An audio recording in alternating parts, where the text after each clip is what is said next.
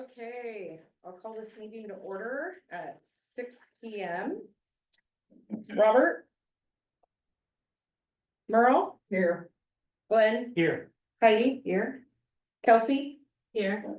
Jenny? Here. Crystal Chair here. If you'll join me in the flag salute. I pledge allegiance to the flag of the United States of America and to the republic for which it stands, one nation, under God, indivisible, with liberty and justice for all. All right, moving on to agenda consideration. Do I hear support of our agenda? So moved. Do I hear a second? Second. All those in favor say aye. Aye. Opposed? Motion carries. Public comment? Did we have any? You're good? Okay. And we'll move down to board communication. The board spotlight. Did you wanna have any comments in there? Superintendent? On the first one?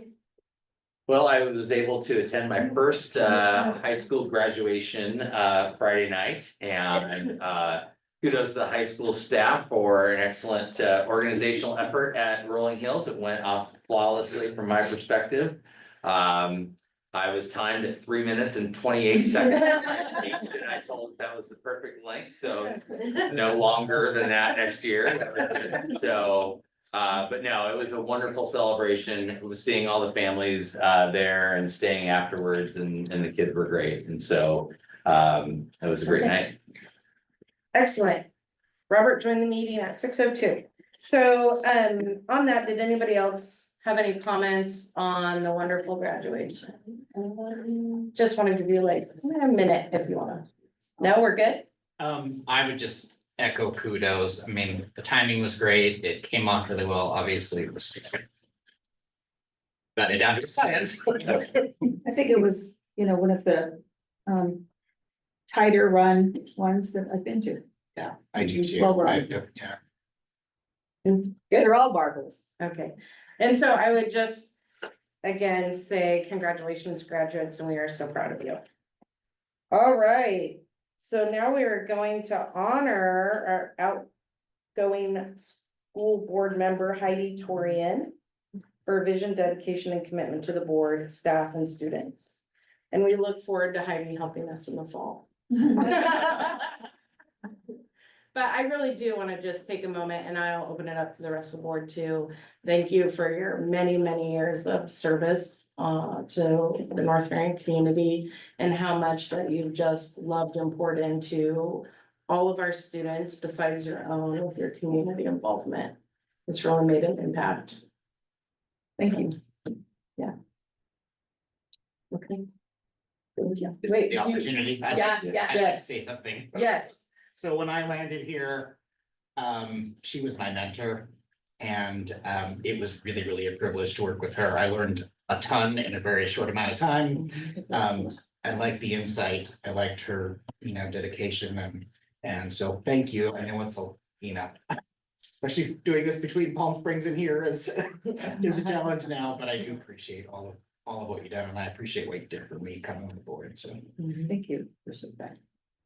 I've really enjoyed getting to know you, Heidi, and I have appreciated just being at the board retreats and the school tours and just hearing your questions and comments. I've really grown and gleaned from that, and it's helped me grow as a board member.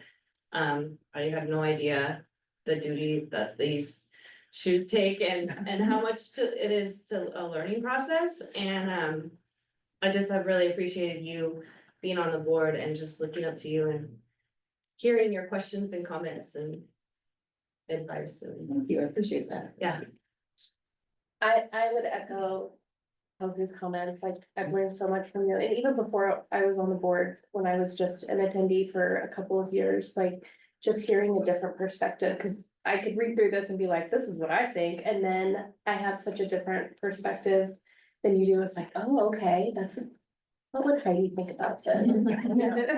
So I appreciate your years of service and I am looking forward to the continued work you'll do off the board with us. Oh, okay.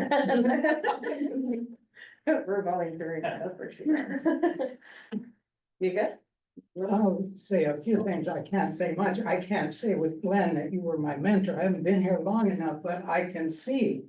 I'm increasingly impressed with your calm and competence and unflappable personality, and I would have been better off had you been my mentor. Getting to know you, so much appreciate the questions you ask and insights you bring.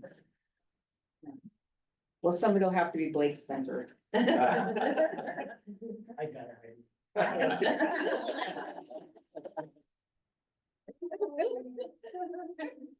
Okay, on I to. do, I do, I do Oh, have some okay. comments for Oh, Heidi. sorry. So, Heidi was appointed to the board on August 11th, 2008. And she was elected as board chair in June of 2012, which tells me that, people quickly realized that she was right for this job. And she was also board chair again began board chair again in February 2018. Heidi has served the school board as director with honesty, compassion, and deep commitment to student success. She's known for her thoughtful guidance, fairness, and transparency. She brought both knowledge and perception to every decision. Heidi's caring nature and dedication to doing what's right help build trust and strengthen the connection between the district and the community. Thank you. I really appreciate those words. Thanks. It's been an honor and it's been, we've been a lot of different places in, those almost 17 years. I came on in 2008 and in 2010, we had a financial crisis kind of similar to what we're going through now. And, it's just, we've had our ups and downs and COVID and everything else, but, the highlight for me has been the ability to help with the bond and the building. That's been very rewarding and so I just appreciate everybody being patient with me and serving with me. Thank you.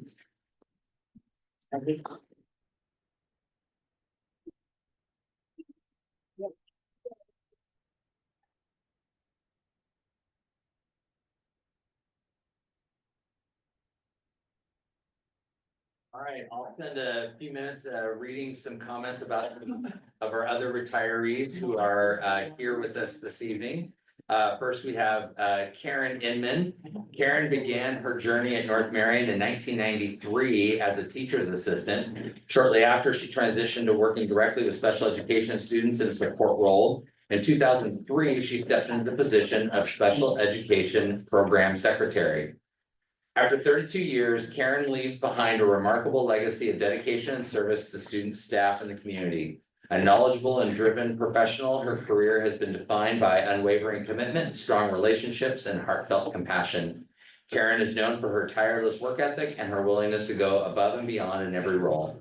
As she heads into a well-deserved retirement, she does so with the same passion and integrity that have made her career so impactful, leaving a lasting impression on all those she has worked with and served. Thank you, Karen. Thank you.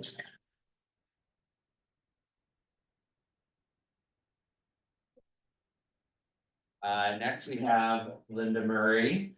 Linda began at North Marion School District in 2001 as the business manager. In her 24 years, she wore many hats, leading by example with her work ethic, unwavering integrity, and knowledge. Linda has that elephant-like memory. She knows where things can be found, when events happen, and even why. Linda knows the story behind the story. When we talk about institutional knowledge, Linda is the institution. Yes. People describe Linda with these words: hardworking, kind, truth sayer, the glue that binds, family, rancher, Western flair, sets the bar, high expectations, relational, and knowledgeable. Thank you, Linda.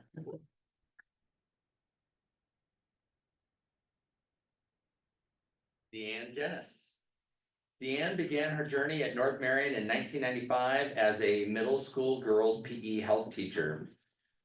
In the 2005, 2006 school year, she became the middle school assistant principal. During her time at the middle school, she coached softball and volleyball. Then in 2009, 2010, she moved across the street to be the high school principal. In her resignation letter announcing her retirement, she said, over the past 18 years, serving as principal at the high school has been the pinnacle of her career. Known for her unwavering commitment and tireless work ethic, Jen has combined a deep well of knowledge with a soft heart and strong will to lead the school through decades of change.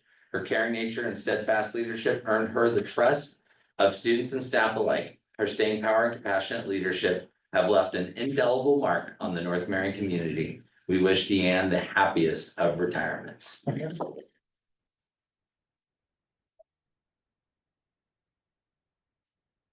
Janie Bridges. Janie has been at North Marion Middle School for 6 years. During this time, she encouraged, supported, and advocated for her students in ways that truly mattered. She met them where they were, lifting them up, shaping their learning, and helping them see what was possible. Her calm presence, dedication, and thoughtful collaboration made a lasting impact on students, families, and colleagues alike. She was a steady and compassionate guide through challenges, always focused on what was best for kids.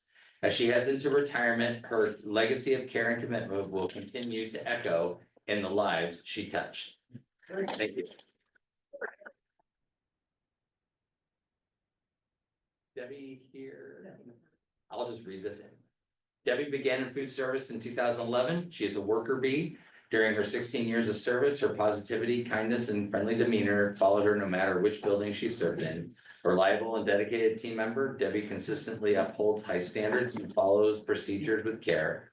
She serves with passion and integrity. Her warm attitude and strong work ethic have made her a valued presence in the workplace and a favorite amongst both colleagues and students alike. Debbie Self.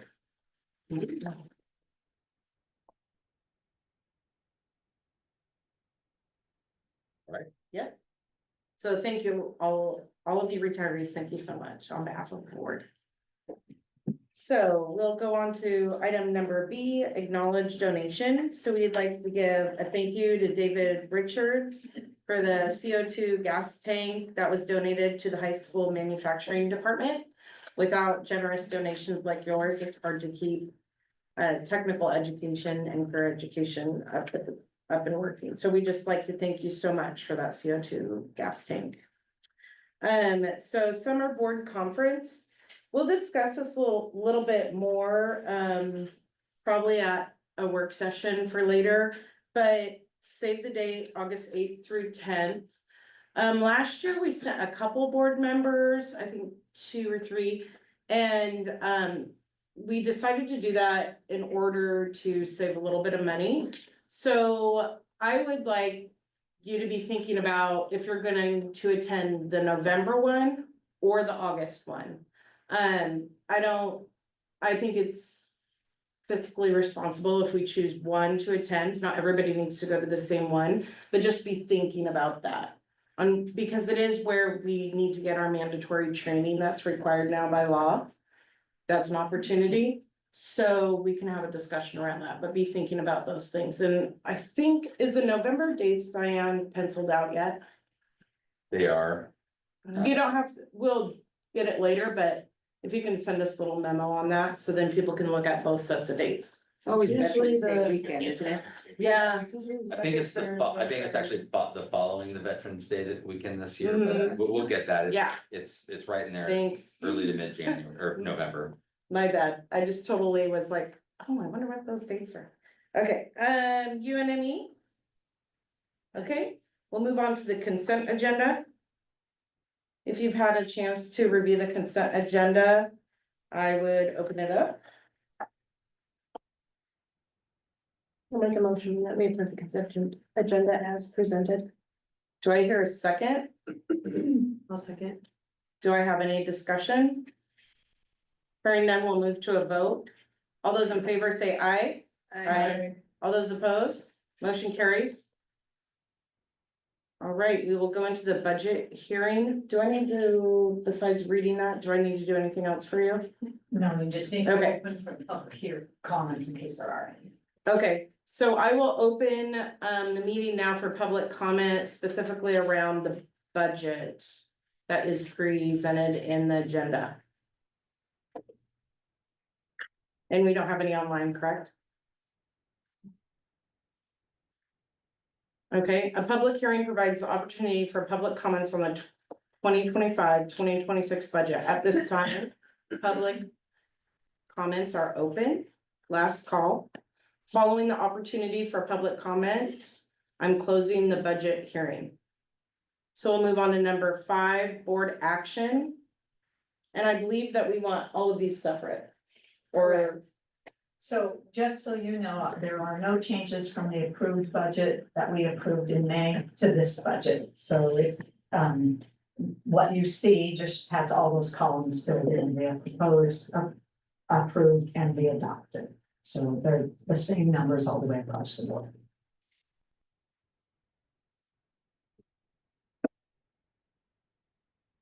all right, I would entertain a motion for resolution 1.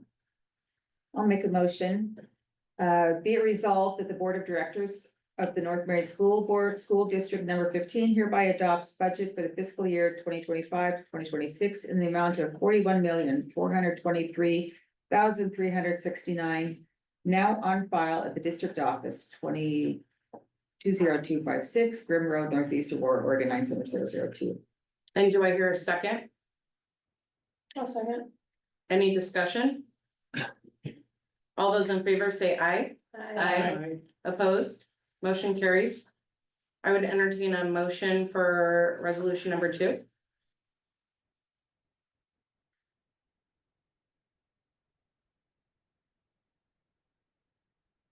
I'll make a motion, be it resolved the amount for the fiscal year beginning July 1st, 2025, and for the purpose shown are hereby appropriated.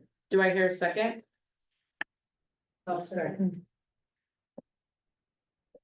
Who? Merle, okay. Okay. Any discussion? All those in favor say aye. Aye. Opposed? Motion carries. I'll entertain a motion for resolution number 3.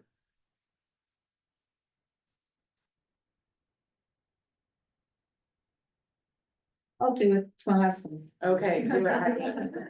Be it resolved that the Budget Committee of the North Marion School District 15 hereby imposes taxes provided for in the approved budget at the district's permanent rate of $3,333 per $1,000 of assessed value for operations in the amount of $2,390,247 for debt services on general obligation bonds, and that these taxes are hereby imposed and categorized for tax year 2025-26 upon the assessed value of all taxable property within the district.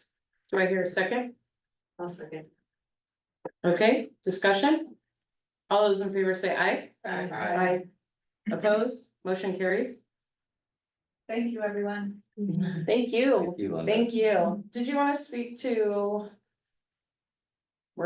We have adopt revised 2024-2025 budget. Do you need to say anything? Yeah, I always make sure every month from about February on, I check our appropriations to make sure we're gonna fall within what we appropriated, like you just did for 25-26. Looks like we're gonna be short in the 2000s and high in the 1000s. So I did this appropriation to make sure we're covered. It's probably a little more than it needed to be, but I just wanted to be covered, so. We had some higher expenses in transportation and electricity and repairs and maintenance, not electricity, repairs and maintenance. We've had everything that could break that's 25 years old did this year. So I, love it if you would. I might have lost the whole thing. Approve it. All right. Any questions for me on it? No, I'll make a motion that we adopt the revised 2024-2025 budget appropriations. Be it resolved that the amounts for the fiscal year 2024-2025 will be revised and hereby appropriated as presented. Do I hear a second? Second. Any discussion? Merle, did you have a question? I just was going to clarify that the budget in its total, the 41 some million, is actually about the same as last year's or marginally more. I think it's a little bit less than last year. Is it? It's real close, yeah, but remember that it includes the general fund and all of our grant funds. Mhm. So, if that even includes bonds and what we have to pay for bonds, so there's millions here and millions there, and Yeah. our general fund's about 27 million of that. And that one is very close, maybe just 100,000 or two more than the year before, would you say? And that was my observation just for the board, and not so much a question, but just an observation that we had a reduction in force, and we saved some money, but our budget is as much as it was. And that just, I guess, says what Linda said, our infrastructure remains the same, and if the costs go up, And every year your costs. I go was up. asking myself, why is that the same? And we've made these cuts and done what we could, Mhm. but I think that explains it. I forgot my paperwork, so Yes, Yeah. yes, well, and remember, first costs went up about 10%. that's true. We did get that reduction of the 1.68, but it's still 8+%. It's a lot of money that's in there, but probably around $1 million for this district. And those are costs that just. And that's large, yeah. Yes, very large for us. And 1.68 probably doesn't shave much off of it. Thank you. You're welcome. There's a first and a second sitting on the table, so we're voting on the revised 2024-2025 budget appropriations. All those in favor say aye. Aye. Opposed? Motion carries. Thank you. So we're moving on. Superintendent, and interrupt me at any time if you need to, because I'm blowing through this. Go. Okay. Go through, I see is fine. Okay, so we are going down, and because we're having a little bit of a changing of the guard, we need some of these things implemented upon the start date. So you will see that typically we do annual designations all in one meeting, but this one is gonna be split, so 1 through 8 will be here, and the next one will take place in the end of July. So we need to, is this a bulk one, or do we need to have? The bulk. That's a bold. Okay. All together, okay. All right. So I would entertain a motion. I'll make a motion, we provide designations and authorizations for 25-26 as of July 1st, 2025. In what is presented there in items 1 through 8. Do I hear a second? Second. Jenny? Yep. Is that good for you? Ryan? 1 through 8, good. Okay. Yes, please. Any discussion? Hearing none, moving to a vote. All those in favor say aye. All those opposed? Motion carries. All right. Thank you. All right, so as presented on the agenda, we were approached by the St. Paul School District on May 23rd to consider a cooperative agreement or co-op between St. Paul and our high school for the purposes of girls soccer. And so I'm not gonna read through the entirety of the board memo. Initially, I did have some concerns about the impact that this might have to some of our athletes, whether this might take playing time from some of our students, whether or not this is in the best interest of the district. But the 3 bullet points that I want to highlight, which were the strongest basis for bringing this recommendation to you, is our numbers are expected to be down a little bit for girls soccer. So with St. Paul at this point saying that there are 2 interested girls, this could actually help us round out 2 teams. So that was a positive, potential positive for us. The fact that the co-op is limited to a 1-year agreement because of OSAA ending its realignment. Just so you know, co-ops can be anywhere from a 1 year up to 4 years, but you're always limited by whenever OSAA is doing their realignment. So so this one is a 1-year agreement. And then one of the other factors is that I would like to see us develop a criterion by which co-op proposals will be taken into consideration so we can understand when they are in the best interest of our school district or our high school. So we have some criteria to judge them by. And so, but based on the first 2 factors I read to you, I am recommending that we enter into a co-op. We've been working with St. Paul back and forth since their proposal came in. And we're ready to submit a proposal to OSA for this upon your approval.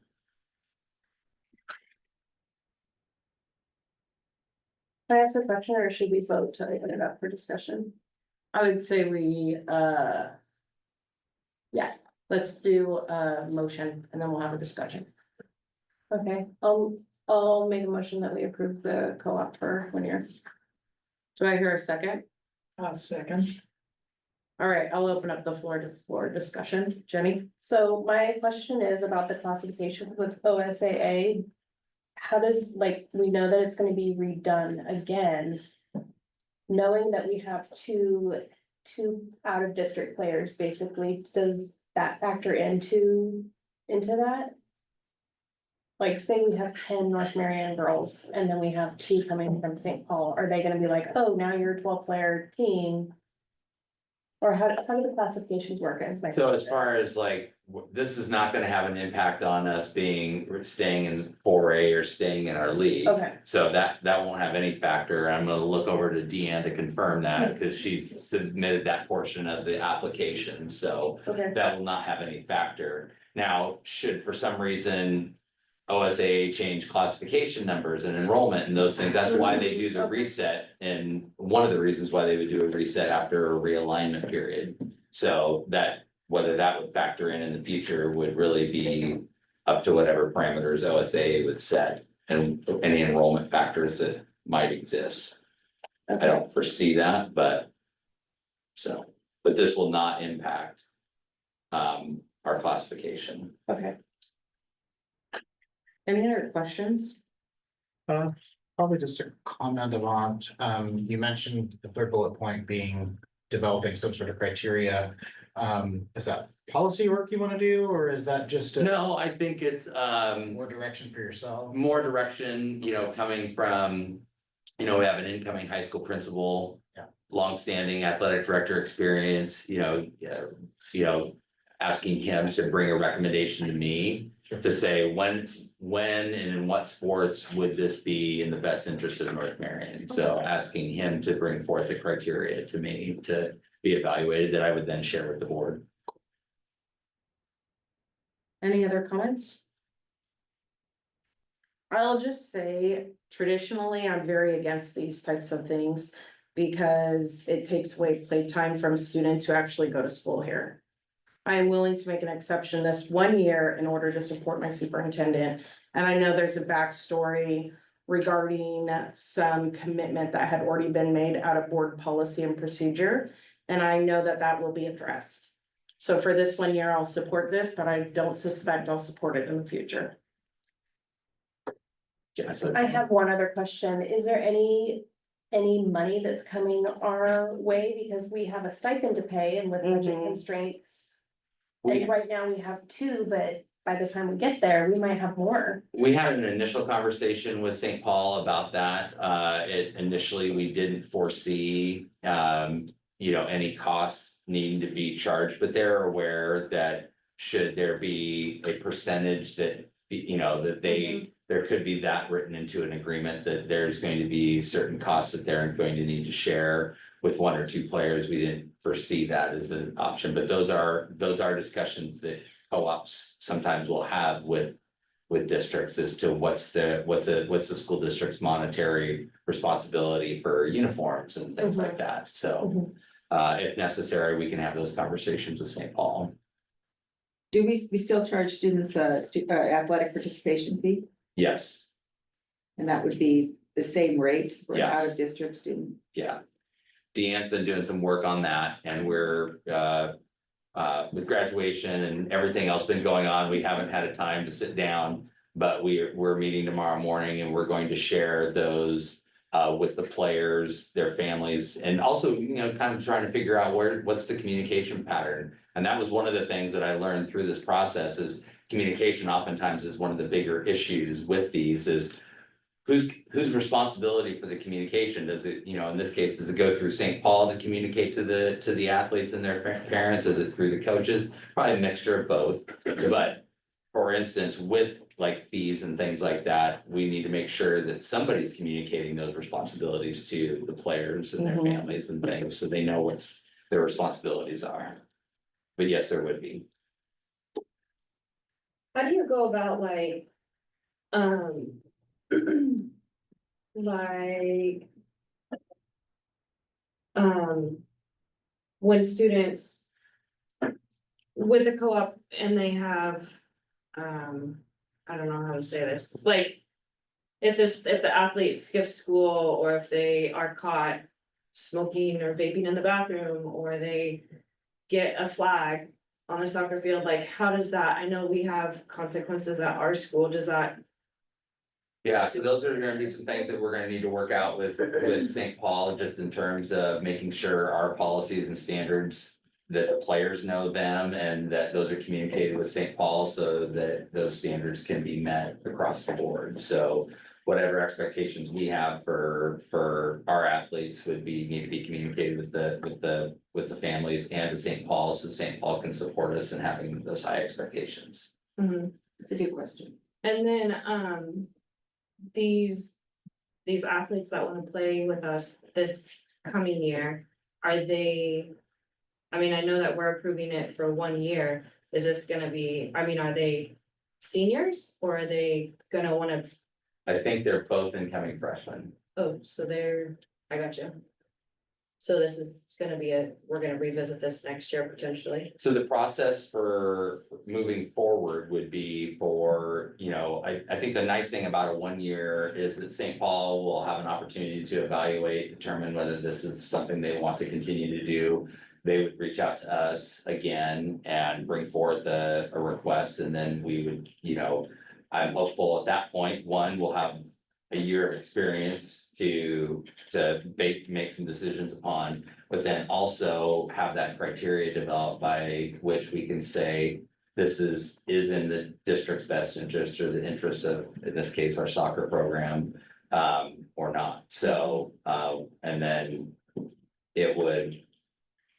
If I were to bring, if I thought, yeah, this is working, we wanna do this, then I would bring forth a recommendation to the board again to say we wanna enter into an agreement, and that could be it could be just, let's just do this year by year, or it could be, let's try it for 2 years, or all 4 years of the period, so. It has to get revisited again. So And we're just approving for girls soccer. that's all that's been requested of us is St. Paul. Yeah. They're case by case, by sport and which district. Is seeking a co-op with us, so. And say this ever was not approved, those students do have the option to transfer in here and go to school here. Absolutely. Any other comments? Discussion? Was there any enlightenment from our previous co-op with Jervis and boys baseball? Yeah, one of the things, I'm not sure if I could say that there was anything gleaned or learned from it, other than the consistency there in looking into that.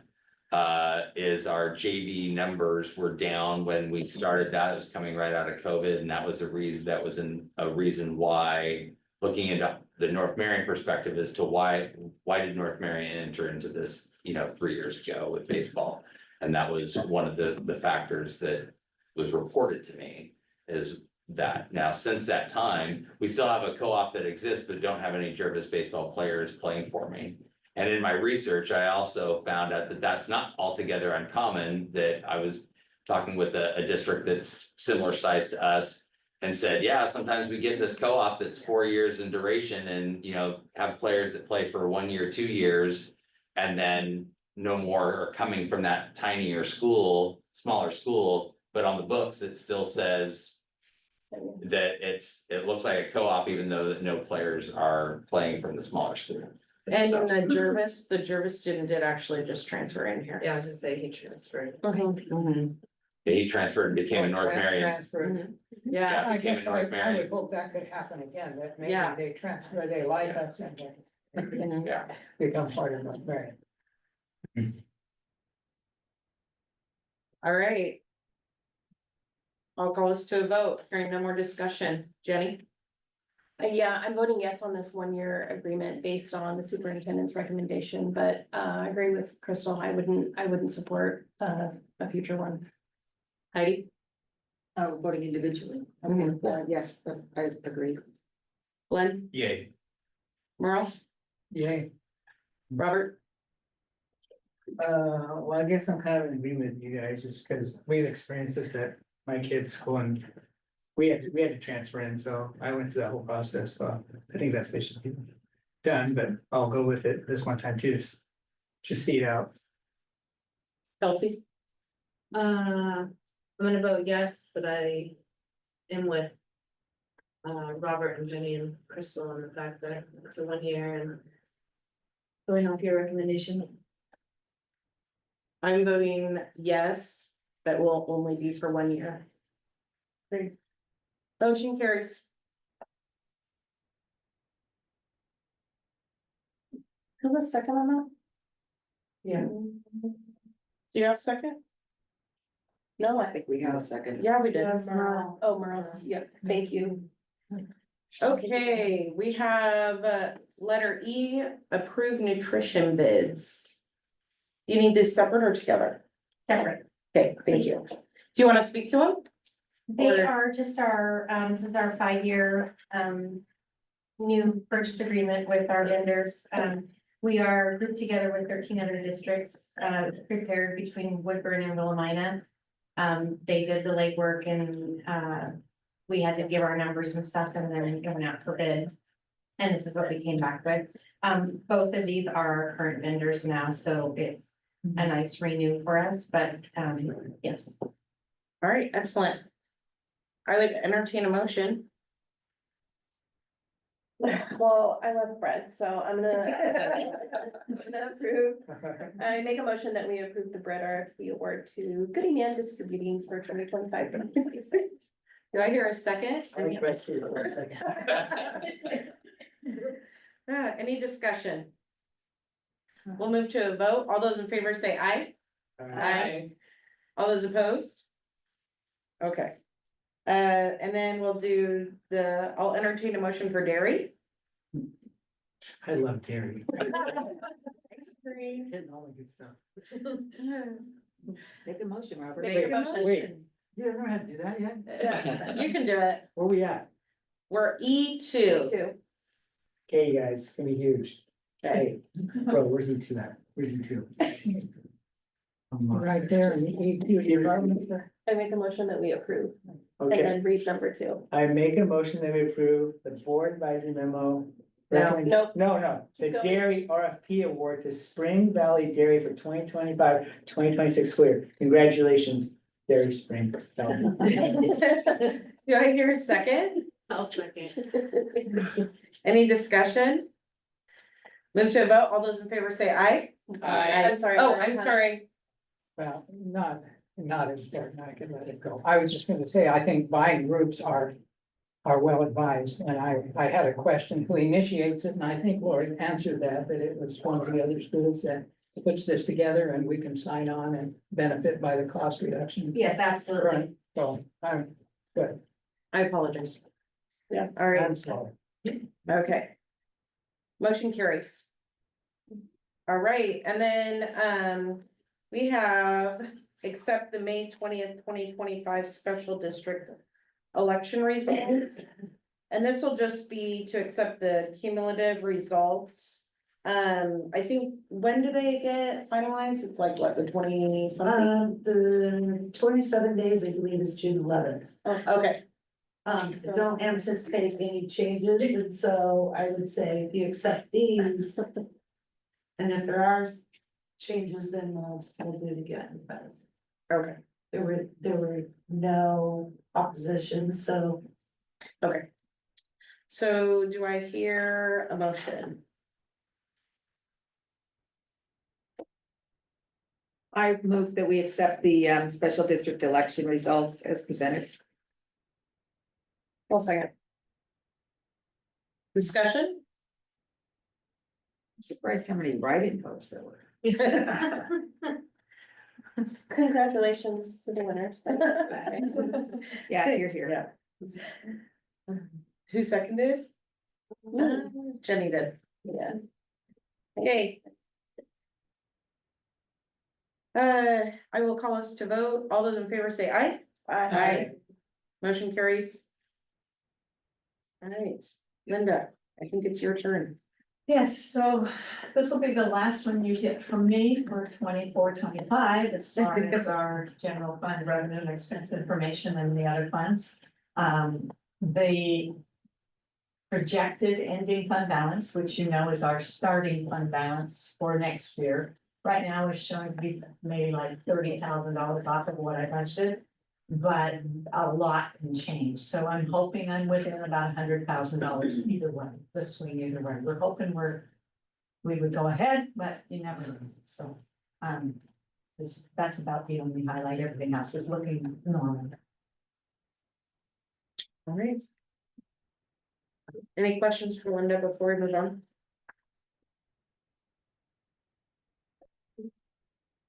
All right, we're moving on. Thank you, Linda. Yes. You have a little bit of a cheer in here. All right, nutrition services. You good? I'm good. Okay. So I provided a update on our wellness, our CEP eligibility continuation and summer meals in the parks for planning for summer. The wellness training is every 3 years, and we completed that in 23-24, so it's not due this year.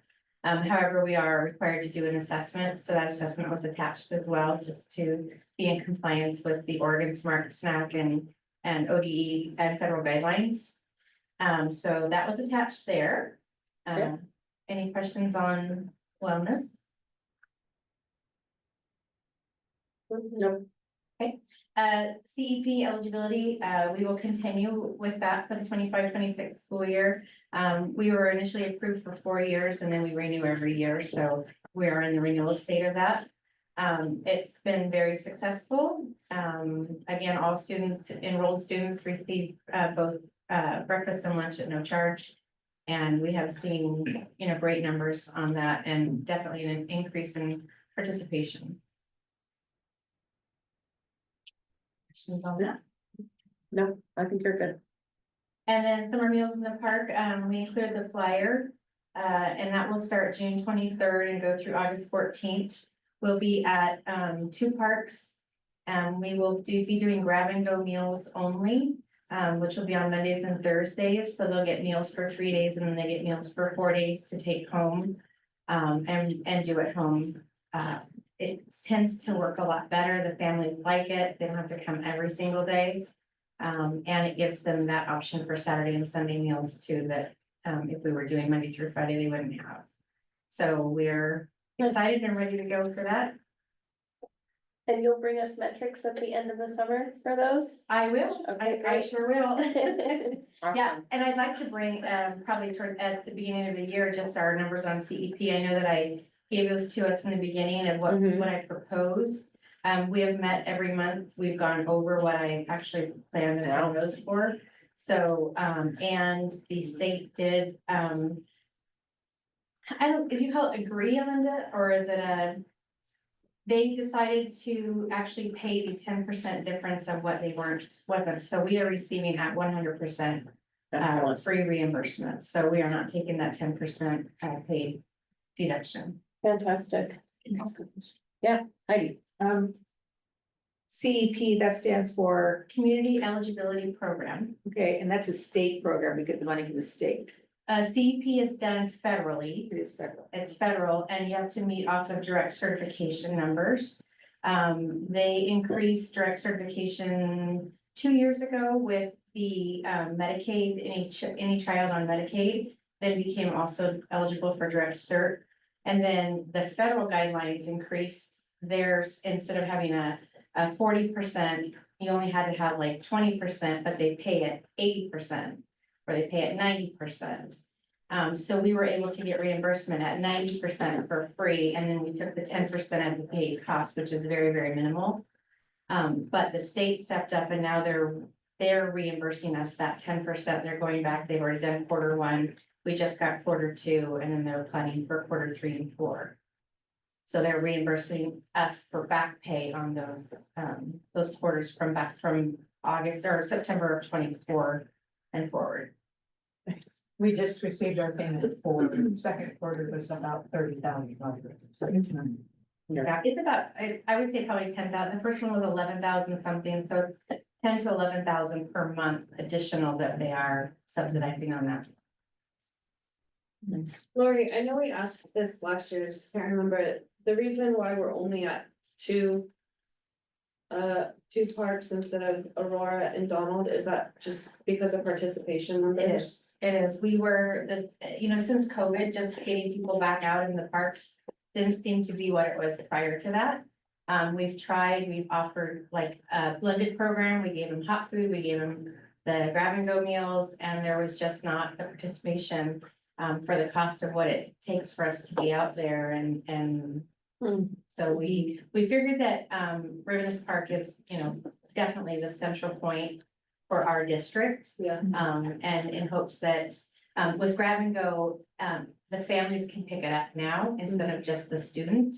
So it does help that, all 5 kids don't have to come down, with mom can come or sibling can come and pick up, the 5 meals for their brothers and sisters and take it home. So, but when we were doing last year, it caused a lot of problems because the hot food was, had to be eaten there in the park. And the other food could be taken home. So everything was mixed up and if, with auditors and stuff like that, the program doesn't. The families don't understand that, and I can't make a child understand that they have to eat that here and take this home so it becomes very confusing for them and from the state it's disallowed. So if it's an audit situation, it would be absolutely disallowed. Any other comments? Nope. Good. All right, moving on. All right. Thank you, Lori, and thanks for all your energy and work on that. I appreciate it.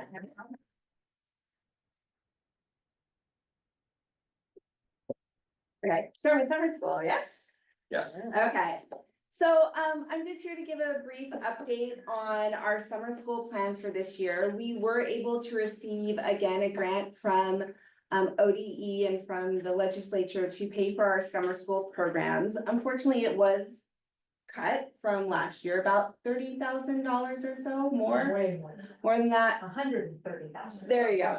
So enough that we've had to really shrink down how big the programs are.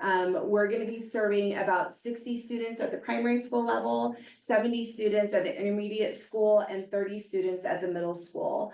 The reason why we focus on the 2 elementaries is the legislature put forth kind of a designation on the summer school this year that we are focusing on literacy skills specifically and early literacy skills. And so we're really focusing our efforts at the 2 primary schools in hopes that we can really help kids close their gap.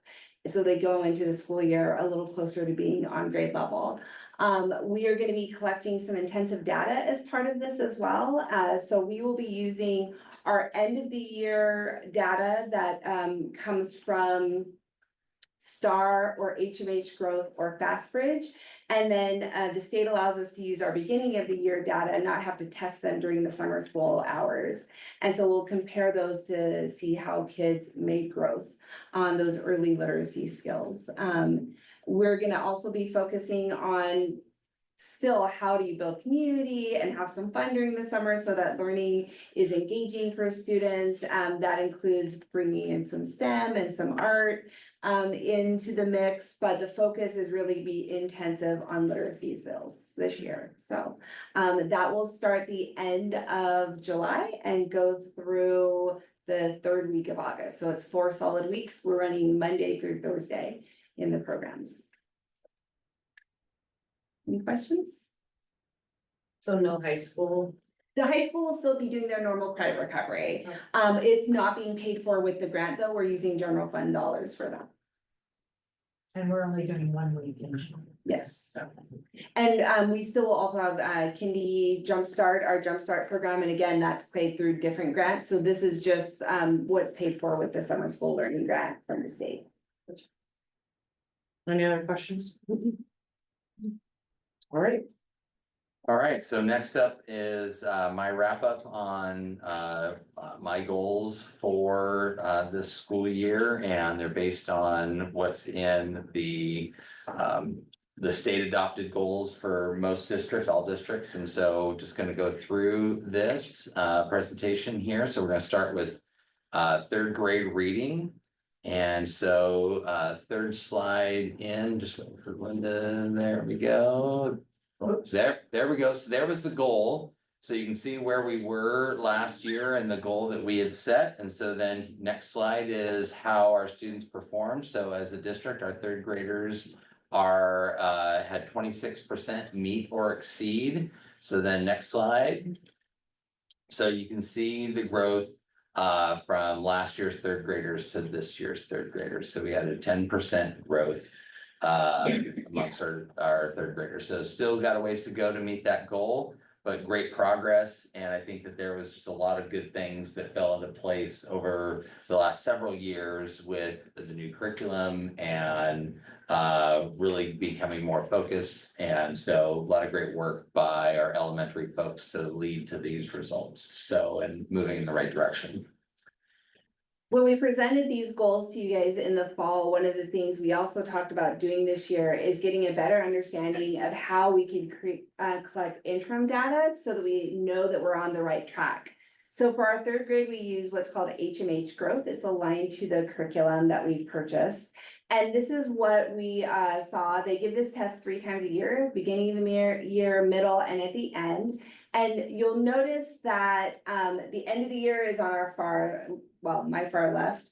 And you'll notice that the number of kids in the red shrunk, the number of kids in the green and the blue meeting or exceeding standards was growing. So we definitely were seeing some positive growth according to HMH.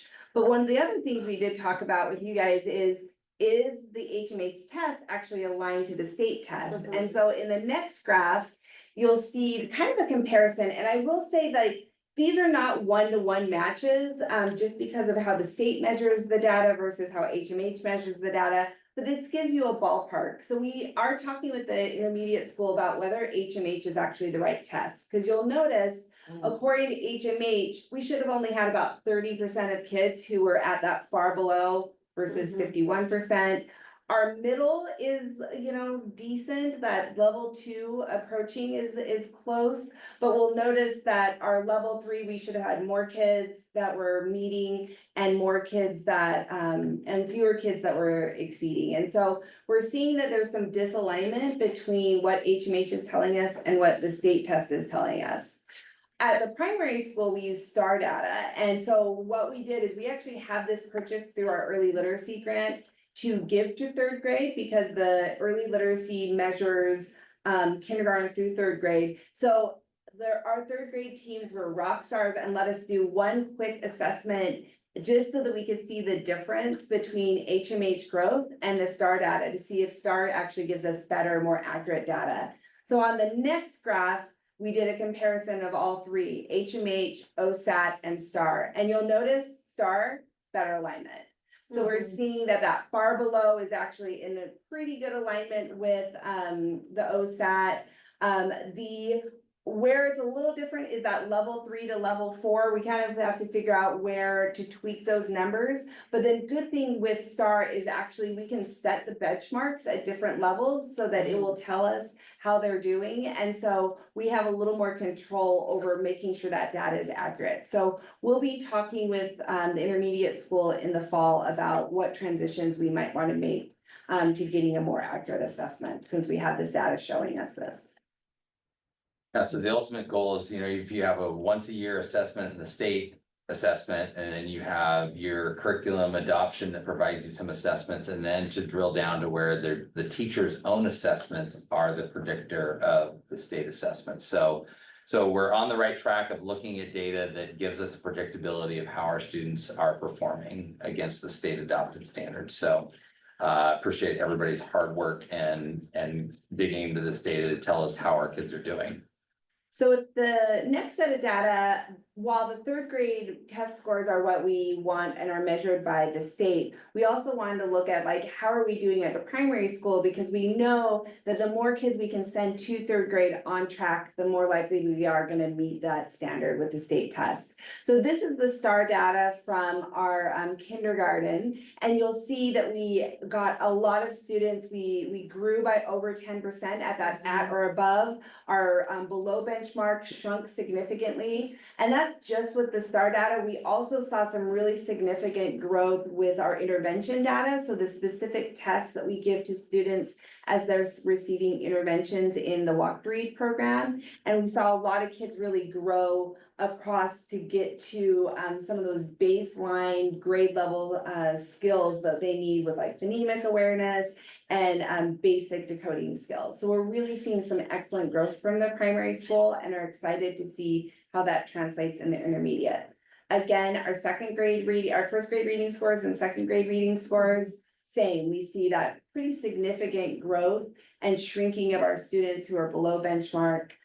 Second grade is the one we want to have the most focus on, and if you'll remember, second grade are our first kids that had the HMH curriculum. They were also our first kind of group of kiddos from kindergarten that came back after COVID. And it was an interesting year, that first year of kindergarten after of COVID. So we're definitely still making up ground with them, but we are seeing some significant growth. All right, we have some things to celebrate at our middle school level, looking at some increases. So in sixth grade ELA, we saw an 8% increase to where we have 40% of our sixth graders meeting on the state ELA assessment. And then you can see the numbers for seventh and eighth grade. So especially eighth grade had a significant boost there. And then the next slide gives you some cohort comparisons. So this is now the same group of kids as they matriculate up to say, how are they doing? And so you see some growth there. You see in that seventh grade class, the class of 2030, a bounce back, because you probably saw a sixth grade dip there, so coming back. So again, really want to applaud the efforts of our all our teachers in the middle school. You know, it was really exciting, and maybe it's because we share the same building, I'm not sure, but they were, you know, really wanting to come over and go, Dan, Des, you got to see this data. And so they were really excited about the results they've been seeing, because they've really been working hard there at the middle school to align their strategies and the things that they're doing through Avid to really see a difference. So, you know, really want to acknowledge their hard work there. And we'll move on to eighth grade math. And let's see. Not cooperating with you, Linda. It looks like they're same one. There you go. There we go. So you can see our goal. And then the next page has some FastBridge, eighth grade math. Des, you want to talk about FastBridge? Yeah, FastBridge is much like the STAR assessments. It's a universal assessment we give to all students. At the middle school, they did it in the fall and the winter. The testing window for the spring kind of coincided with state testing, so they bypassed it. But again, you can see that we were shrinking our kids. Well, didn't really shrink the kids in the red, but did start to grow some of the students in, at least in the mid quartile, not so much in the other two. So we have some major ground to still make up for, at least according to FastBridge. But we did see some growth with our OSAT scores. Yep. So you can see that we went up, I think. Yeah, a couple slides down. Yeah, we'll so have it we'll in kind of person. jump down to a couple slides, one more slide, Linda. There we go. So so you can see where we were at as eighth grade math last year, and a significant growth this year for eighth grade math, and moving towards meeting that state where the state is at, which not that we'll be satisfied where the state is at, but that is our current goal. Yeah, and if you go back up one slide, so this is again that comparison of Fastbridge to the OSAT. And we see a little bit better comparison, but again, still some big gaps between Fastbridge and OSAT. So I'm needing to either look, is this the right assessment, or tweak what our cut scores are so that we understand and can use it as a better predictor. So then the next goal is on-time graduation, and so you can see where we've been at and what our goal has been. And the next slide, I'm gonna let Des explain You can this. go one more down, Linda. That was our other. So this is where we're at approximately right now with our graduation rates. It looks like we're gonna be at about 83 to 84% graduation, so an increase from last year. We have about 5% or 3% of students who are gonna stay for a fifth year, which is about 4 students. And 4 students who are currently enrolled in the GED program. The unknown is the one that with a question mark, and this is where it gets slightly complicated when we calculate graduation rates. Because the graduation rate is calculated based on the freshman cohort, so how many students started with us as freshmen? We then get an end number their senior year, and it's smaller sometimes than when they started as freshmen. But that doesn't mean that every kid, the difference between that is automatically dropouts. Some of those kids move to Woodburn or move to Wilsonville. And as long as they enroll in a different district, then they are counted in that cohort with that district, and we're good. So what we have like 8.8 that would be considered unknown just based on my rough numbers. Some of those are gonna be students that absolutely graduated, they won't count against us. Some of them are kids that never re-enrolled after they left us, and they'll count against us in terms of our graduation rate. So that, but likely that 83% will be higher than even 83%. This is just raw numbers based on how many did we have, divided by how many actually walked across the stage. So we anticipate a nice increase this year over last year, which was at 81%, correct? Yes. Yep. All right, so moving on to the 4th goal is regular attendance, and so there's comparisons for the last 2 years, and then we have some data for this year. So as you know, we've had a major focus in this, and so really excited about that primary school bump up in regular attenders, you know, and we start those habits early and hope to see them carry on. Saw a nice bump at the middle school as well and the high school. And the intermediate where it was strongest to begin with is kind of right there as well. So I think, you know, we had the vice principals present to you back in February, a system that they have for responding to this. We'll continue to implement that system and try to drill down and determine, you know, what's it going to take to have students attend at that 90% rate that we need them to be attending at. And the last area is 9th grade on track. So I just left this slide in just as a reminder of what it takes to be on track. We don't need to go over it, but just that essential reminder that they need to have earned 1/4 of their credits by the end of their freshman year for them to be on track. And if they fail more than 1.5 credits worth, so essentially like 2.5 classes, then they're off track. So this was the and this is preliminary numbers. These are based on where they're currently at. So I got from the high school, the most current F list essentially, who is currently failing. Some of those kids may work with teachers and get their grades up. Some of them will come back during summer school and do credit recovery and get their grades up. So this is by no means what our final number will be, but it is the kind of direction or gives us a snapshot of where we're going. So this is the data we shared with you in the fall. Last year, we were at 83% of our freshmen graduated or left freshman year on track. And our goal is to get up to that 90%. On the next slide, in trimester 1, when we just looked at our big snapshot of data, we had about 15% of kids who were off track, meaning they had already failed 1.5 classes, and 84% were on track. That number has doubled over time. So what essentially that means is we had additional kids who had 0 Fs to begin with, who got some additional Fs by trimesters, 2 or 3. Some students in that off track significantly are now off track because they went from maybe failing 1 or 2 classes, trimester 1, to continuing to fail multiple classes, and so now they are potentially up to a year behind. Some of them are just barely off track, and because of the way our trimesters work and the amount of credits a kid can earn, they could potentially get back on track just by passing all their classes. But one thing Dan and I were talking about today, when you work in the secondary system, one of the things that's most difficult about on track is you can tell a student, okay, as long as you pass every class from this point on, you will graduate on time. But since they already have a track record of not passing their classes, it's really hard. It's kind of the equivalent of digging yourself out of a hole. And so we know the more we can keep kids on track to begin with, the easier it is for them to stay on track when they already are in that spot of like, now I can never fail again. It's a little trickier, and we have to put in extra interventions to make sure they stay in that spot. So So, these are, this yeah. is, so if you think of these 5 goal areas, you know.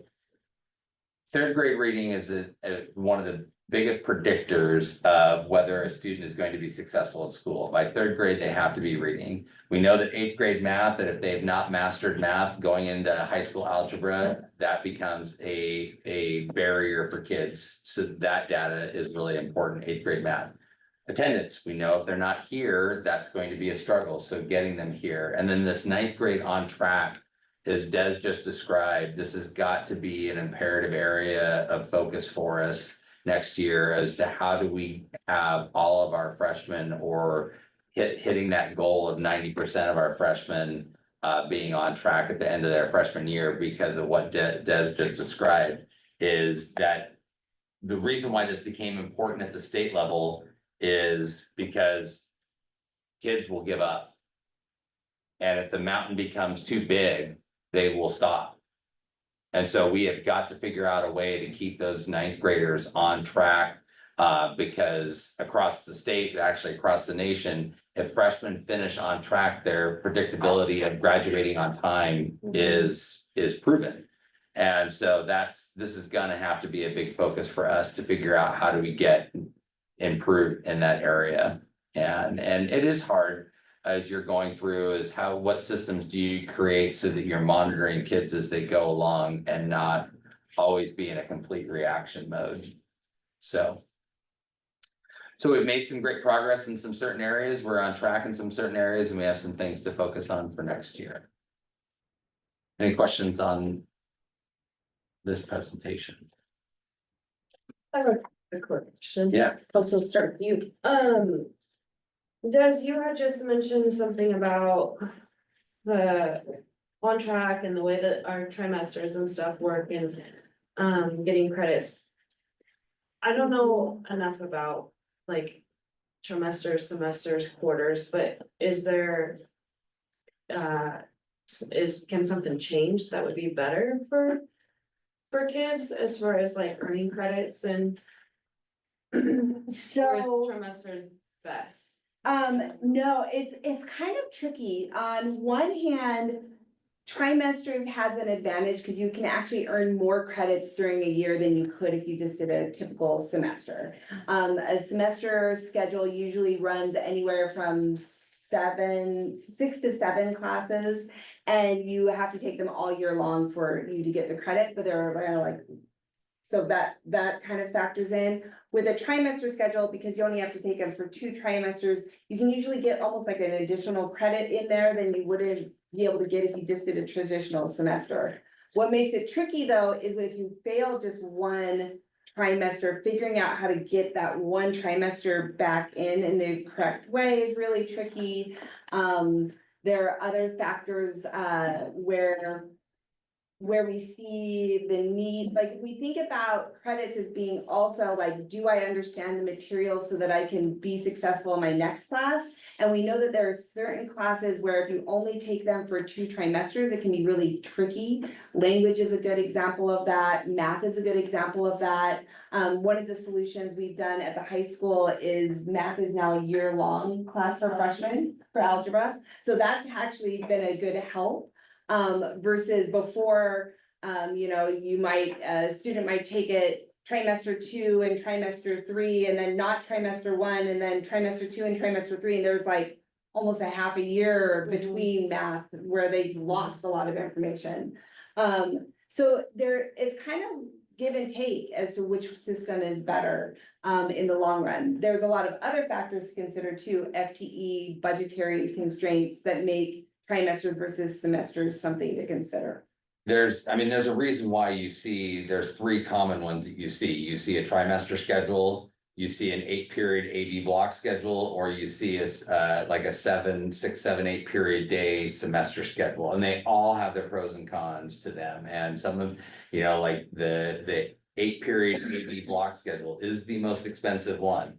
And but it does accomplish a lot of the things that you're trying to accomplish with, like, say, a trimester schedule where your classes are longer in a trimester. So that hamster wheel that kids are on or not on, turning over, doing a new class every 45 minutes, and the teachers can go deeper into content because their classes are longer in a trimester schedule. So each of these has their pros and cons. So moving to the next shiny thing isn't always the best thing, or that this is the problem. Now, to say that, should we explore what other people are doing? Sure. We should look, could our FTE switch to something else? What does our staff say? Those are all questions that we should be looking at. Good question. Robert, any questions? Kelsey, I'm sorry, did you have any follow-up questions? No. I think the regular attendance number is shocking to me. To only have 60% regular attenders is quite amazing. Yeah, the attendance piece, I will say, is one of the trickiest pieces. Because people don't realize it takes very little to not be a regular attender. 10% is really like, if you miss more than a day a month, you are below regular attendance.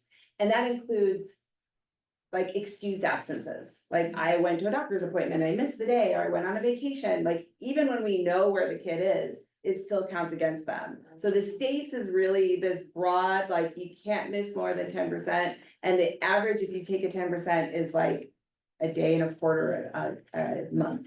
And if you think about just colds in general, most kids are gonna miss at least a day of school a month without much of effort, even if, and they could be on track besides that. And I know as a mom, I experienced that firsthand, where suddenly I looked and my kid was like, whoa, geez, how did that happen? It was like, yeah, they got a cold, they got this, and suddenly they were off track for their attendance, so.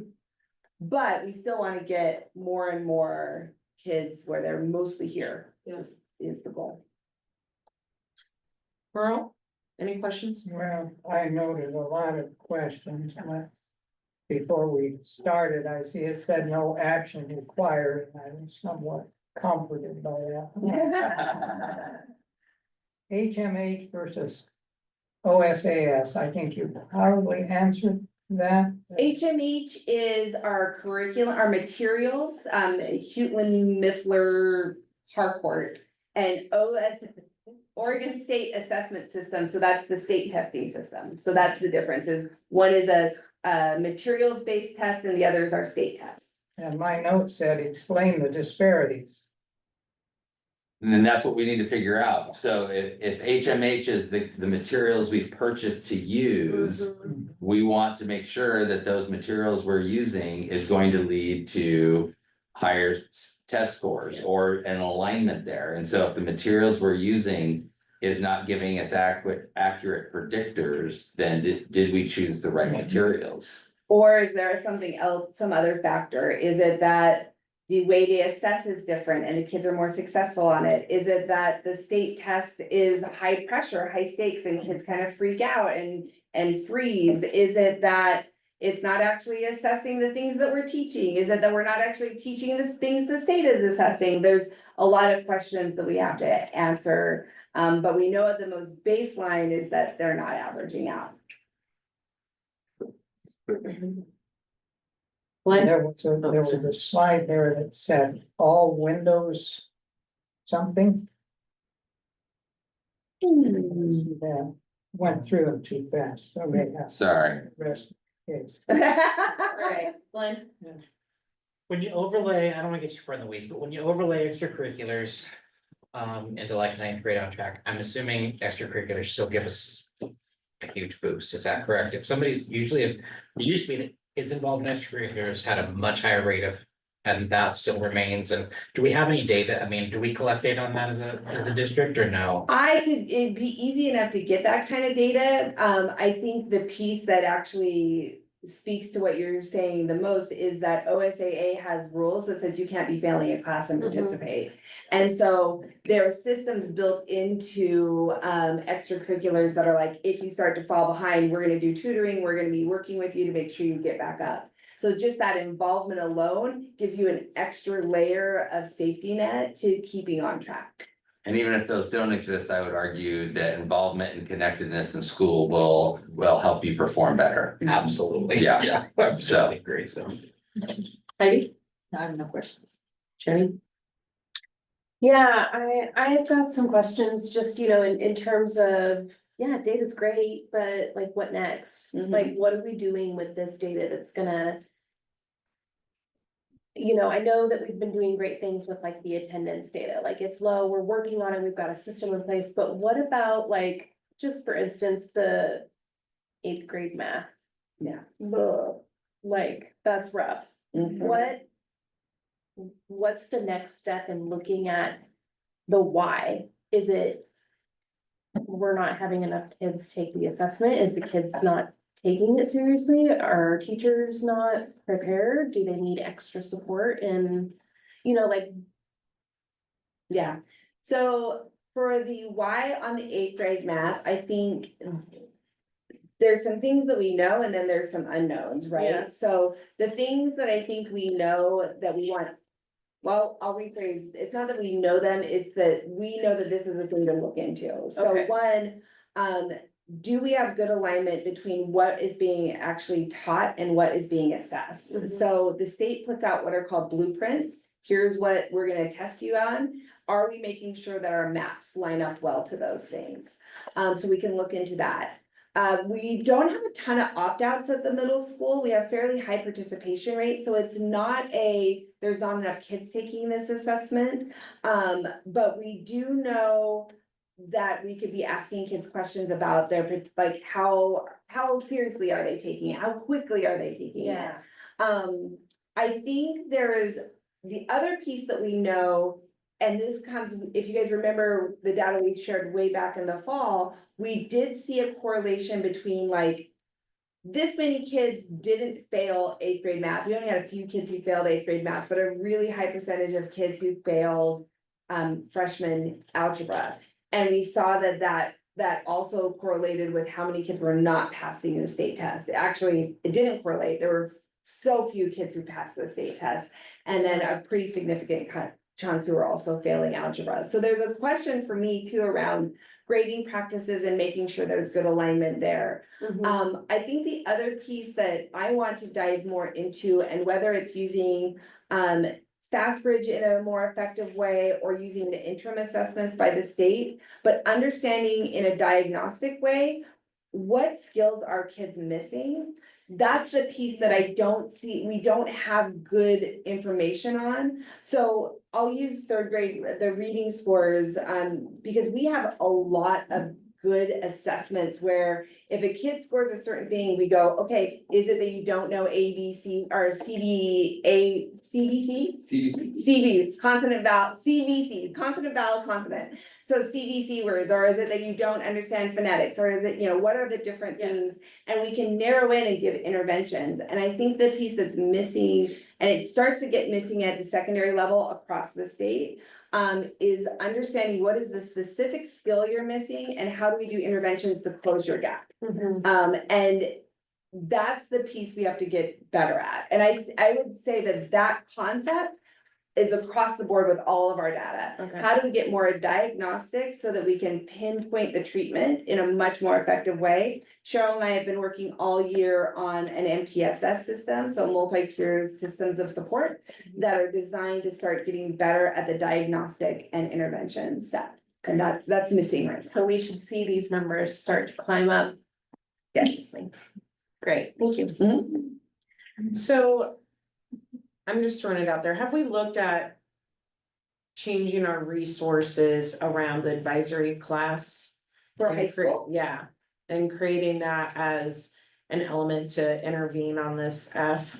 Mhm. And then my other topic, which you can just say pass, but is it's very concerning to me to see how many students like start to have early release or don't attend school in their junior and senior year. So I know they're on track to graduate, but I'm concerned that that's could be impacting those relational connections and the other pieces of you want to be at school. Mhm. So, I'll just leave that out there, but also the advisory component, shifting it to really address our F issue. Cause I'm really concerned about those, but I know you guys are working on a deep rooted plan. Yeah, So I and I appreciate think that. advisory is a ongoing thing, a tool that we, I don't know, last several years have been really looking at and continuing to shift. So I think you're right. I think there are absolutely potential there for sure. All right, so that's what I got. Any other last minute comment before they move on? Okay, thank you. Yeah, I thank you. appreciate it. Thank you for always bringing such great data. Yeah, it's I mean, the fun. numbers aren't great, but actually to have the data in front of us as board is huge. They're not great, but they're better than what they were before, so I like seeing that. We're seeing growth. Growing. Yeah. Yeah, we're on the right side of the trajectory. That's absolutely right. And you Yeah. know, I told Dan this, and like when he got hired, one of the first things we said to him was like, we're on a tipping point. Like, we're right there. And Bill said it to me as he left as well. Like, you guys are right there on this tipping point. And for me, like putting together the data for this I felt that. It's just like, it's not what we want. But man, we're right there. We're starting to make that growth. And I don't think it will take much more for it to just really fall over. Excellent. Thank you so much. I have some people I'm gonna call up to join us, so. So Linda, if you could open the presentation there. I didn't know if they wanted to mention these people. Yeah, They it's are- in the slide deck They are too. in the slide deck, yeah. Yeah, if you guys, yeah, let's. Yep, I'm moving momentarily. In fact, I'll just move now. So, There's not that. Just grab that chair. For me, please.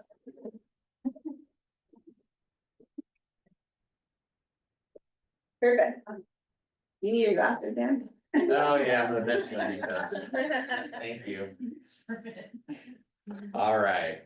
So, go ahead, next slide. So, one of the things, as you know, we've developed some new evaluation frameworks for administrators. We developed a new evaluation system for classified and confidential folks. And so then we started beginning having a discussion with UNME about a possibility of updating our teacher evaluation framework. And what we were hearing is really this lack of collaboration, a system that could feel punitive to teachers, a rubric that didn't hit the major aspects, systems not being applied consistently, or in some cases as transparently as we wanted.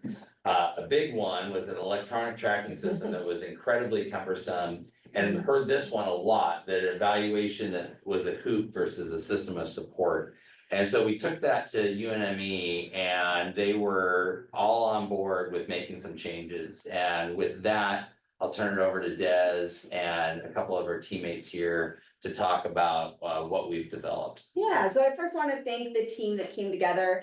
Part of the state rules around a teacher evaluation is that it has to be a collaborative endeavor. And so I was really grateful that people were willing at the last second kind of to come together. So Sarah Bailey, Cecilia Carrillo, Cheryl Dyer, Stacy Erickson, Diana McElligott, Lindsay Mendez, Sherry Moran, and David Sheldon were all part of the team, and we really appreciated the work they're doing. And they're here to do more talking than I am going to talk, but I'll start a little bit.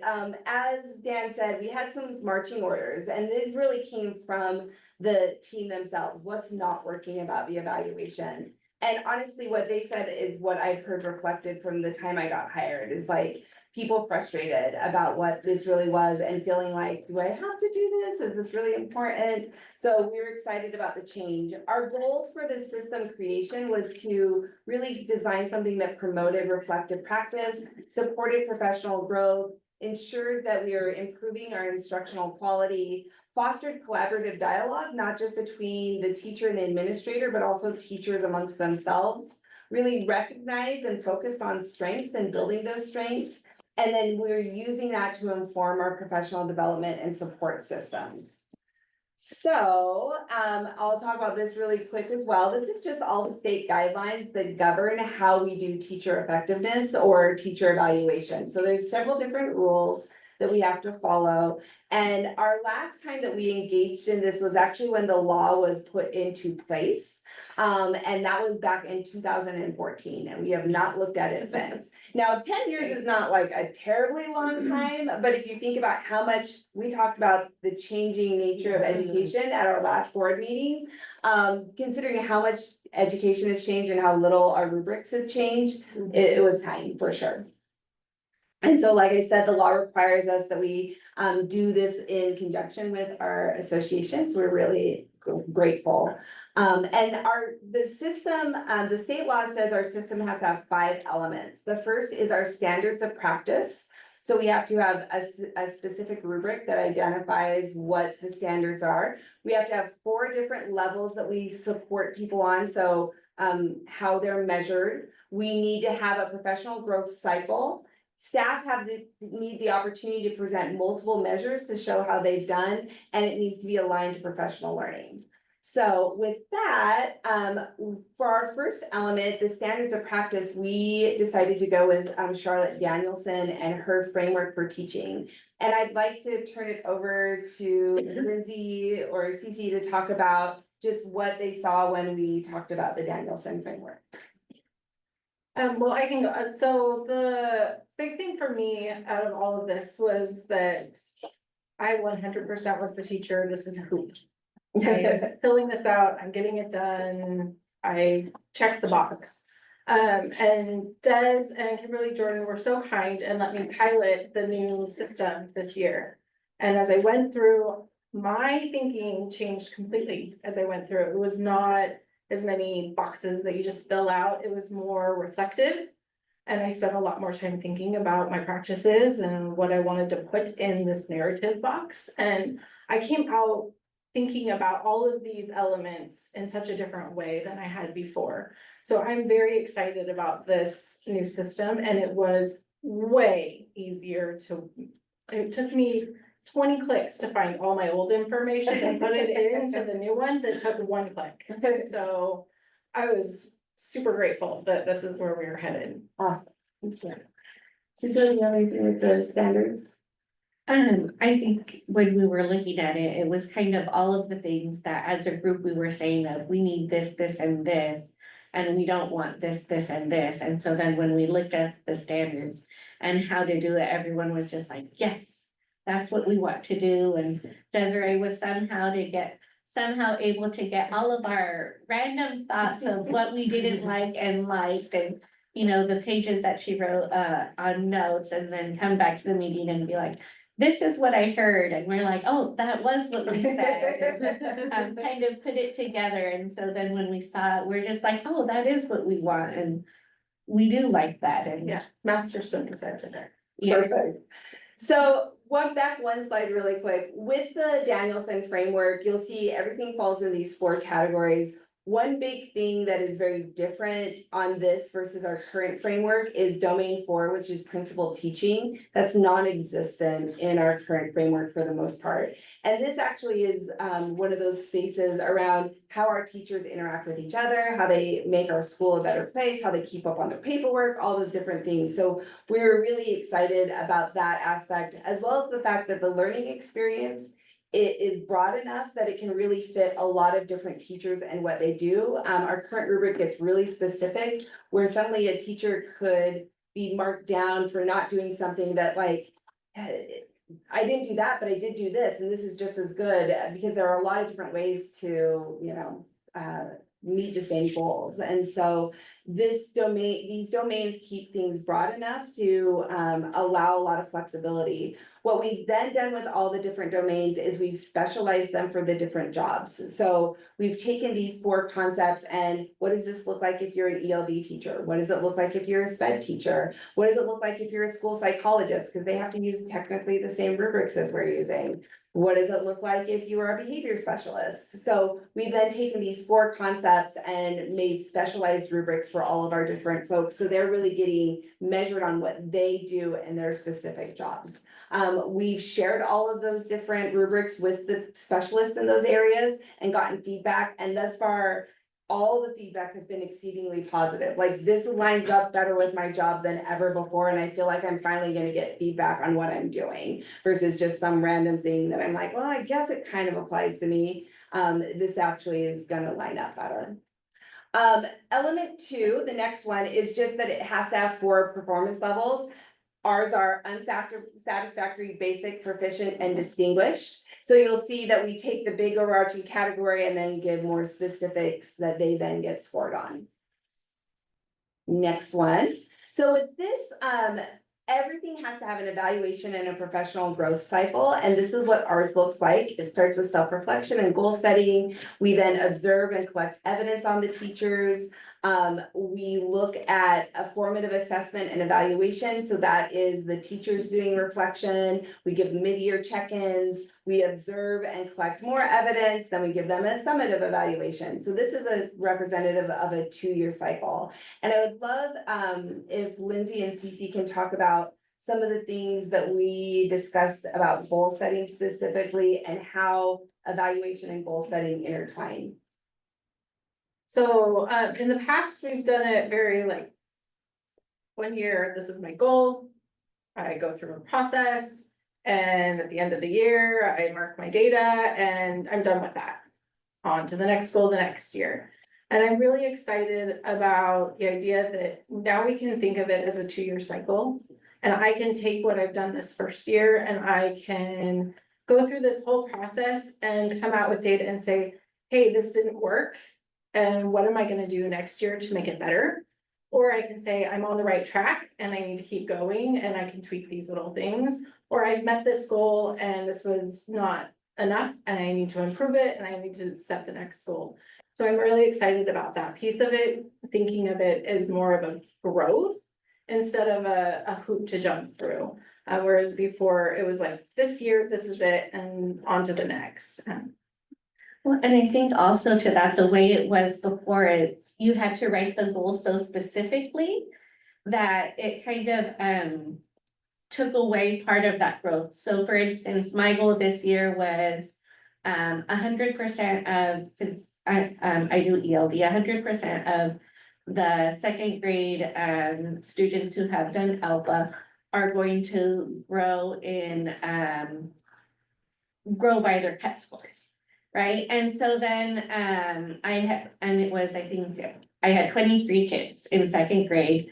And I didn't meet that goal, and so in the old rubric, it was like, oh, 90% of your kids didn't meet that goal. But when I was looking at my data, there was a few discrepancies. I had 6 kids who didn't meet that goal, but when they took the test from first grade to second grade, the scores changed. So it went harder. So I had 3 students who didn't, whose score did not go up, but they scored proficient. So they went from not meeting and they're proficient, but because I said cut score, in order to get that 4, they needed like a certain number, so they got that, but it was lower than what their score was last year. So then those kids didn't count with my data. So instead of being like, oh, these kids scored proficient, it was like, oh, I'm getting punished because their raw data didn't go up. Instead of being like, oh, I had 20 students who grew and, 3 that didn't, it showed I had 6 kids who didn't, follow that. And so with this new process, then it's more of like, wait, no, it's not that my kids didn't grow. It's the score changed and they exited out, even though their number might not have grown. I don't know if that makes sense. Yeah, And so, yeah, so now with this, the new model, we can, instead of look at the data of not, did I write the goal in a certain way where there's, it's so Mhm. close ended. But now, I can look at it and make that reflection of what can we do for the kids that didn't, why didn't they meet, instead of being like, well, according to this, I didn't meet my goal and now I'm in unsatisfactory. When now it doesn't mean that. The old system really almost incentivized writing bad goals. Because if you wrote a goal that was easy to meet, you could get the score you wanted. And this new system is really designed to support teachers in writing rigorous goals and doing a solid reflection on them. They gave a fantastic suggestion that we've incorporated into the observation system, which is a place for the principal to say, this is what you're working on, and I'm gonna collect data on it for you while I'm observing your classroom. So that we can customize some of our walkthroughs to really, what is the teacher looking to learn and grow, and how can I give them information that will help them with that? The next element is that teachers deserve an opportunity to show up with multiple measures to explain how they're doing. And one of the things that we really wanted to separate out is that evaluation is actually different than observation. And for a long time, when we talk about our evaluation system, it was kind of synonymous with observations, because that was really usually the only time we were collecting evidence was through observation. But we really wanted with our system now to separate those things out, that observations are one piece of evidence, but the teachers, we know as principals, I'm seeing them for 30 minutes on this one day. And to say this is what you do all the time based on 30 minutes in one day is not accurate. So the teachers have an opportunity to give us additional pieces of evidence to show how they've grown or how they use different strategies or tools. And as part of the tools that we developed on the next slide, there is an example of just the artifacts teachers can bring to the table to say, here's how I'm doing, and here's the evidence that I have about how I'm doing. So we're excited to really allow a more broad conversation about what's happening in classrooms, not just those little snapshots that we're seeing during observations.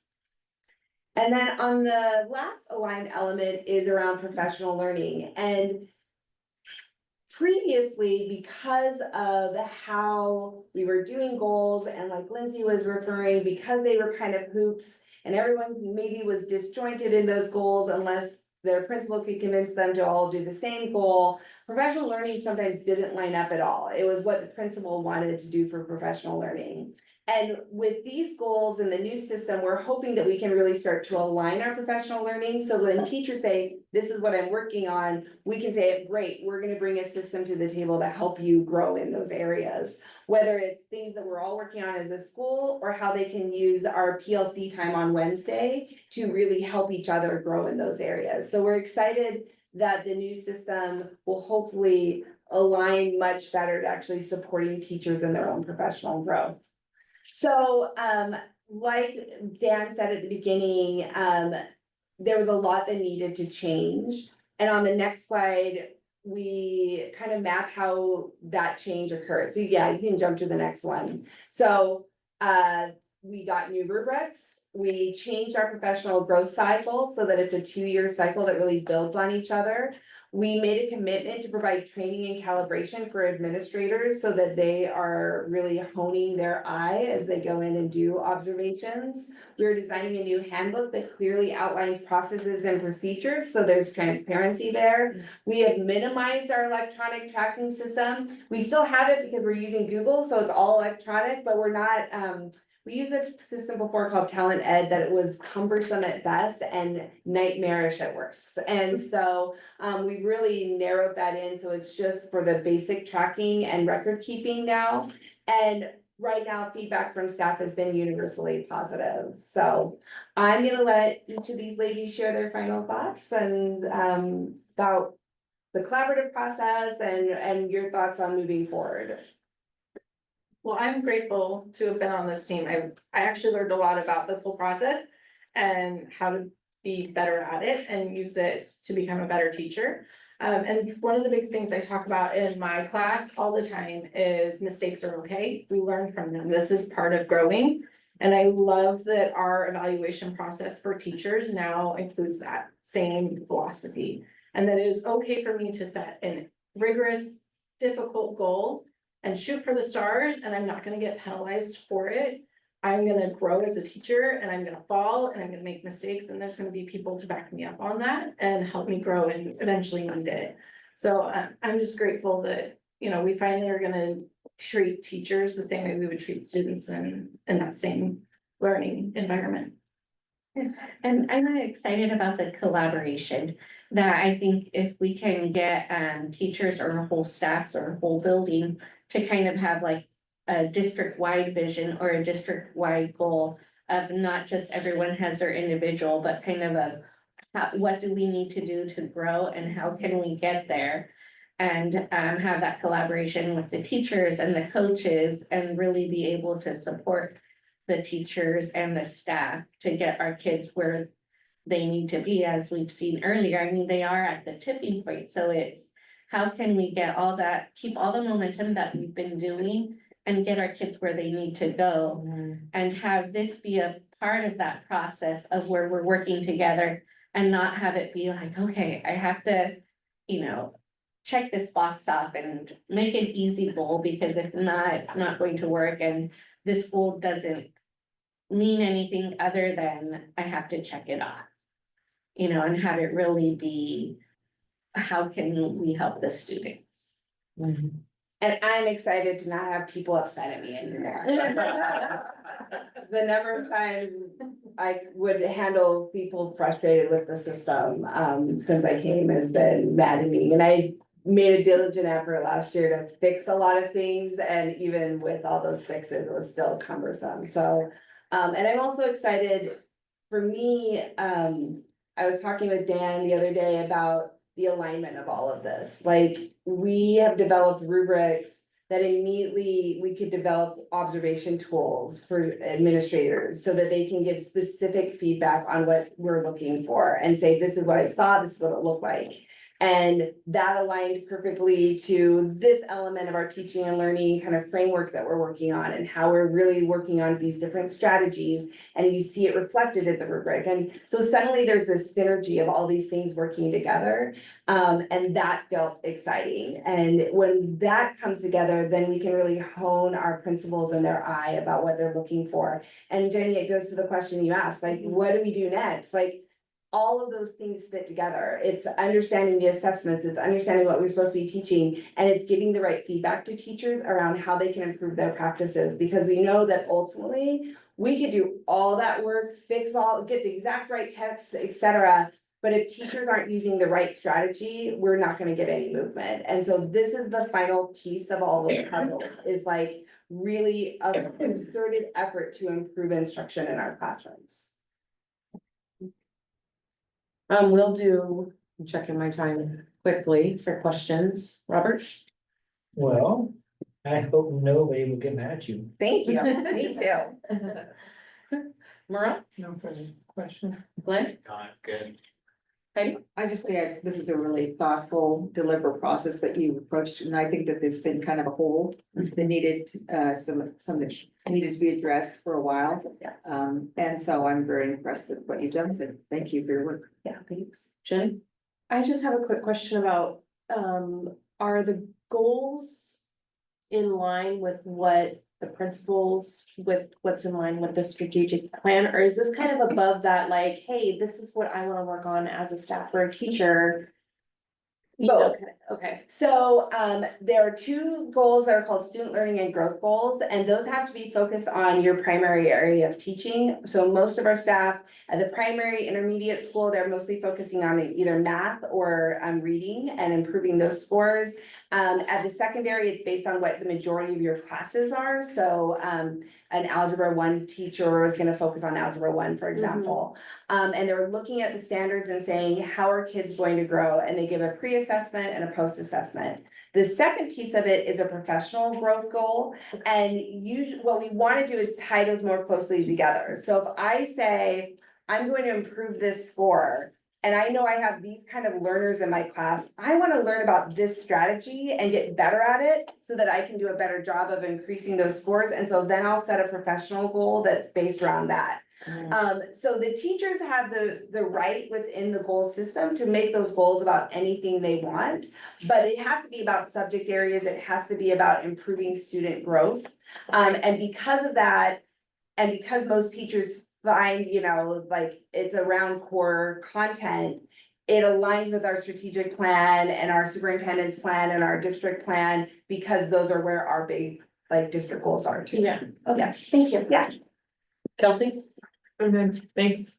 All right, thank you so much. Could I put a bow on this Yeah. real quick? Sure. I know you're looking at time and I think. Because if Dan's gonna talk, that could be bad, but I just wanna make a connection between what Lindsay and Cecilia said there at the very end, because we had not scripted this, but it was really kind of where this is going, and Lindsay talked about, being able to write goals and have a process that she grows and develops from. And one of the, evaluation systems don't make you better, feedback makes you better. And so you have, but these two things come together in the same sort of process, so you have to have a process where people are open to getting feedback, to getting better. Yeah, And so that was the design around this, is how do we create a system that gets all of this cumbersome nature of this, that makes it arduous and frustrating, and get to the focus of feedback, so that the teachers can get the feedback they need to improve in a way that they feel it feels safe to give that feedback. And that's gonna be kind of what Cecilia talked about, is gonna be my kickoff next year at our full retreat, welcome back. Is going to be about how feedback makes us better. And then Des will give a kind of complete tutorial overview about how this process works. Because like she was talking about, this needs to be a K-12 process about how we're all moving in the same direction with this new tool. That should be overwhelmingly well received, because it's gonna be so much easier and get to the heart of feedback. So, great work. Thank you so much for coming and joining us and giving us a I presentation. appreciate their voices. All right. You're up. Am I up? I thought I'm done. No. What's? Equity. Oh, yes, thank you. So, in a previous presentation, at some point in time, the superintendent work group on equitable outcomes and experiences. The board has to approve the members of this work group. And that was supposed to be done by this June. It's not gonna be ready quite by this June. I met with 2 parents last week. Met with a staff member last week. I got 2 more staff members coming up this week. I had met with 2 other kids. Got 2 more parents coming up. I might have the names if we have a work session in June for you to, here are the people I've met with. And then the board has to adopt the members of this group, but that will not happen until July, the July board meeting, but I will have the names in front of you. If there is a June work session, so I just wanted to give that quick update on that, and I'm very excited about the people that are interested in serving on this group. I think it's gonna be awesome. Awesome. Okay, so that brings us to future meetings, topics, and new business. And so I did want to talk to you about having a June 23rd work session. Previously, when we had met, was it winter or fall? Sometime during that time, we had received a safety and security presentation to be done in executive session. And we had asked for a year-end meeting, and I want to, well, given, recent activity within the Willamette Valley and other places, I believe that would still be good to have follow-up on that. And I believe Wes is prepared and expecting this request. So would June 23rd work for a work session if we were to have that? Yeah. Merle? So, Okay. Kelsey, yeah, Not me, but I'm happy to get the clip notes. okay, I'll give you a clip, okay. So if that's all right with you, superintendent? We'll make it happen. Great. Okay, sorry, I know, We'll make it happen. and there are some good things that are coming that are. yeah, That are gonna be rolled out next year that is worth the time to share with you, and they're both really exciting, so. excellent, and so on that point, that's also when I'd kind of want us to have a discussion around who's attending what. And who is gonna bring back and just have a little bit, yeah, the conference on. And then have a little bit on, what does that look like, what are we expecting from each other? To bring back notes, is there anything in particular we wanna have our eye on? I mean, obviously, the first thing that comes to my mind is state school fund, but. So we'll have a little bit more time to speak over that stuff in a work session type place. Is that okay? You guys good with that? So if you could start with those two topics, and I think it's executive session for the 20. So the executive session for the safety portion, Mhm. Yeah. Yeah, so the safety portion is executive session, but then I need the OSBA, and we'll touch base. and I'll on that, but thank I you, will Diane. have the work group on the agenda as well with the Oh, names of the excellent. candidates, so I can just say a brief little bit about that. Okay, There'll be no action on that, that'll be a July action. okay, sounds good. Am I missing any of our stuff? Does anybody else have any other topic that they would want? Am I missing anything from previously? We've done a lot of work this year. We've done so much work this year. So much. I don't feel like I'm slacking, that's for sure. Okay, so hearing nothing else, we'll go to adjournment at 7:50 PM. Have a great summer, everybody. Will you please turn off the recording? Thank you.